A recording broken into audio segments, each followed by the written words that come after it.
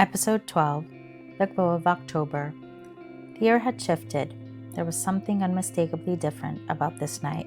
Something was just a little more mysterious, a little more alive. It was late October, and the fall breeze carried the scent of wood smoke and fallen leaves. As Ella stood on the front porch of the cottage, looking out over the forest bathed in the soft light of the setting sun, she felt a gentle pull of the season.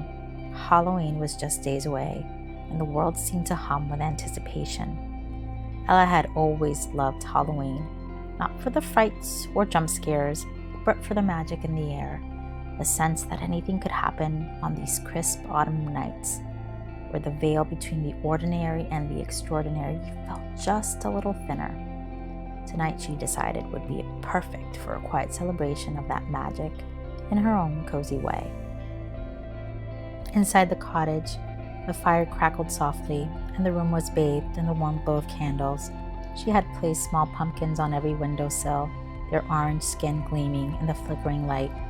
On the table, a few larger pumpkins had been carved earlier in the day, their faces friendly rather than frightening. Each one had its own personality, some with crooked smiles, others wide eyes that seemed to twinkle in the firelight. Mabel was curled up on the couch, her gray fur blending into the shadows, watching the fire with half-closed eyes. Rufus, always the eager companion, was pacing near the door, his tail wagging with a kind of playful energy that only came on nights like this. Ella smiled down at him. "Ready for a little adventure?" she asked, and Rufus barked softly, as if he knew exactly what she had in mind. Ella grabbed her thickest scarf and wrapped it around her neck, the soft wool brushing against her cheeks as she pulled on her boots. She picked up a lantern from the hook near the door, lighting it with a match, and the warm glow spilled into the room, adding another layer of comfort to the space. "Let's take a walk," she whispered, as Rufus's tail wagged even harder in response. As they stepped outside, the cool night air kissed Ella's cheeks, and she breathed it in deeply, feeling the crispness fill her lungs. The sky was beginning to darken, with a soft orange glow still lingering on the horizon, but overhead, the first stars of the evening had begun to appear, twinkling through the bare branches of the trees. The forest ahead, with its winding paths and rustling leaves, seemed both inviting and mysterious, perfect for an October stroll. Rufus bounded ahead, his paws crunching through the leaves, while Ella followed slowly, holding the lantern out in front of her, its light casting long shadows on the ground. The path through the woods, familiar as it was, looked different tonight. The trees, now mostly bare, swayed gently in the breeze, their branches creaking softly above her. Somewhere in the distance, an owl hooted, its call echoing through the quiet night. Despite the whispers of Halloween around her, Ella didn't feel afraid. There was no sense of danger here, only the cozy, comforting feeling of fall settling in its most magical form. She walked slowly, savoring the peacefulness, the cool air brushing against her skin, the sound of Rufus's paws patting through the leaves. As they neared a clearing, she noticed something that made her pause. In the middle of the clearing stood an old, twisted tree, its branches bare and knotted, but something about it glowed in the soft moonlight. Around the base of the tree were dozens of small carved pumpkins, each one lit with a flickering candle. Ella smiled in surprise.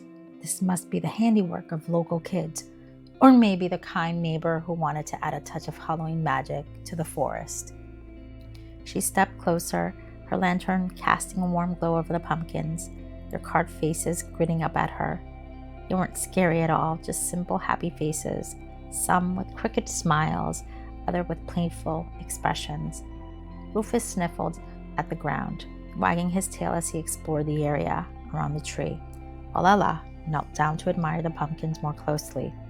There was something comforting about the scene, as if the pumpkins were welcoming her, inviting her to stay and enjoy the quiet magic of the night.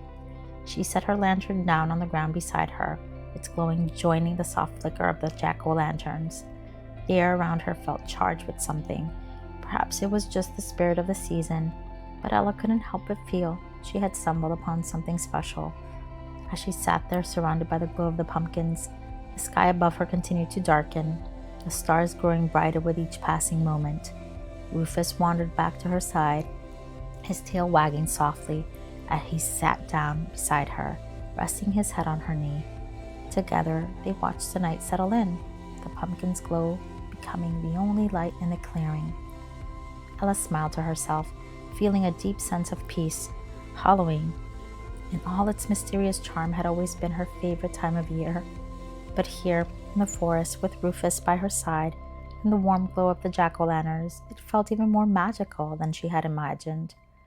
There were no loud parties, no spooky tricks, just the quiet, cozy feeling of being exactly where she needed to be in the heart of autumn's most enchanting night.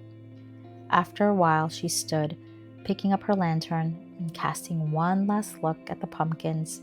"We'll be back," she whispered, as if speaking to the forest itself. Rufus gave a soft bark, and together they made their way back down the path, the cottage lights twinkling in the distance. As they stepped inside, the warmth of a fire and the soft glow of the candles welcomed them home. Mabel stretched from her perch to the couch, watching them with sleepy eyes. Ella hung her scarf on the hook, set down the lantern, and smiled. Outside, the night continued to hum with quiet magic, but inside, the world was warm, cozy, and safe, and in the glow of the firelight, Halloween had never felt so inviting. Thank you for watching. Please like and subscribe for more short stories with Ava Z. Bienvi.